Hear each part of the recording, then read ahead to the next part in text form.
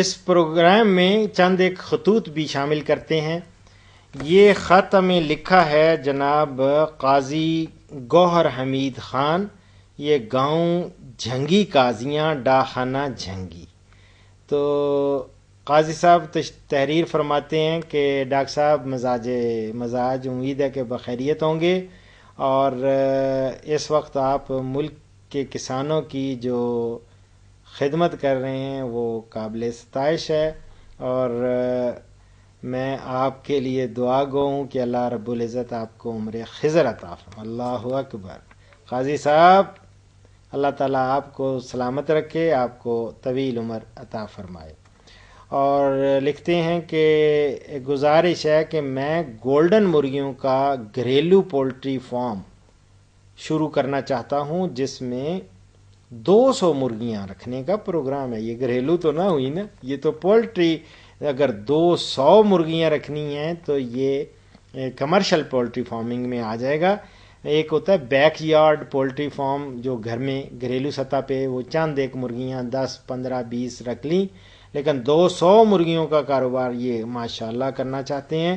اور گولڈن مرغیوں کے بارے میں لٹریچر اور انجیکشنز کا شیڈیول اور حفاظتی تدابیر کے بارے میں لٹریچر وہ کہتے ہیں کہ جی ہمیں ارسال کر دیں۔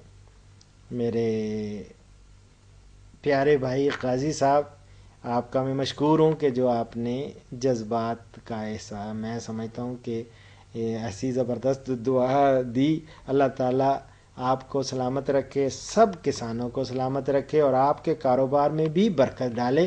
باقی آپ نے جو لٹریچر مانگا ہے انشاءاللہ تعالیٰ جو بھی ہمارے پاس موجود ہے ہم آپ کو کی خدمت میں وہ حاضر کر دیتے ہیں، بھیج دیتے ہیں، اور سی ڈی ایک وہ بھی میں آپ کو روانہ کر رہا ہوں۔ ایک یہ خط بہت ہی لمبا، آپ دیکھیں 1 2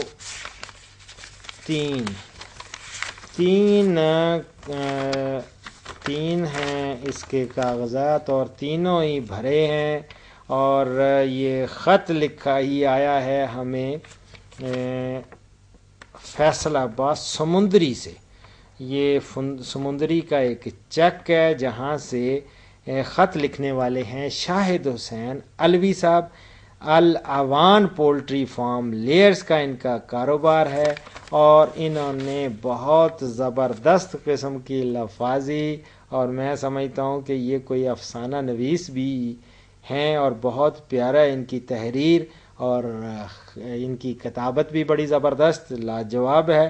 اور انہوں نے پولٹری کے ہی بارے میں بہت سارے سوالات کیے ہیں، اور ان کو سارے سوالات کا جواب میں آپ کو خط کے ذریعے ہی دوں گا، اور کوشش کروں گا کہ آپ کو لٹریچر زیادہ سے زیادہ بھیج دوں۔ اور اس کے علاوہ آپ نے جو مجھے اپنا موبائل نمبر بھی تحریر فرمایا ہے، انشاءاللہ تعالیٰ کوشش کروں گا کہ پہلی ہی فرصت میں آپ سے آپ کے موبائل پہ میں ٹیلی فون کال کر کے تفصیل سے بات کر سکوں۔ بہت شکریہ خط لکھنے کا اور ہمارے پروگرام کو پسند کرنے کا۔ ایک اور خط ہمیں یہ تحریر فرمایا ہے جناب سید مطلوب حسین۔ سید مطلوب حسین یہ ہیں ملتان سے۔ سید مطلوب حسین نے کپاس کے بارے میں کچھ چیزیں، اور خاص طور پہ بوائی کے بارے میں انہوں نے کہا ہے کہ ڈاکٹر صاحب بوائی کا، کپاس کی کا بہترین وقت کون سا ہے، اور کب تک اس کو مکمل کر لینا چاہیے اس بوائی کو۔ اور انہوں نے قطار سے قطار کا فاصلہ پوچھا، اور پودے سے پودے کا فاصلہ۔ میرے بھائی مطلوب صاحب، بوائی چونکہ کپاس کی یہ ہو رہی ہے، اس کو جلد از جلد مکمل کریں۔ اس کو مکمل تو کر لینا چاہیے تھا 30 مئی تک، لیکن آپ اس کو 10 جون یا 15 جون تک تو ہر حالت میں یہ کوشش کریں اس کو مکمل کرنے کی. اور بوائی کے لیے آپ نے جو فاصلہ آپ نے قطار سے قطار کا فاصلہ یہ کم از کم آپ 2 فٹ ضرور رکھیں. ویسے 2-2.5 فٹ بھی رکھتے ہیں، 2 فٹ اور 6 سے 9 انچ کا فاصلہ رکھتے ہیں پودے سے پودے کا. اگر زیادہ آپ نے گھنے لگائے ہوئے ہوں تو ان کی چھدرائی کر دیں، لیکن چھدرائی اس وقت کریں جب پہلی آبپاشی کے بعد آپ 6-7-8 انچ کے پودا ہو تو اس وقت آپ ان کی چھدرائی کر دیں.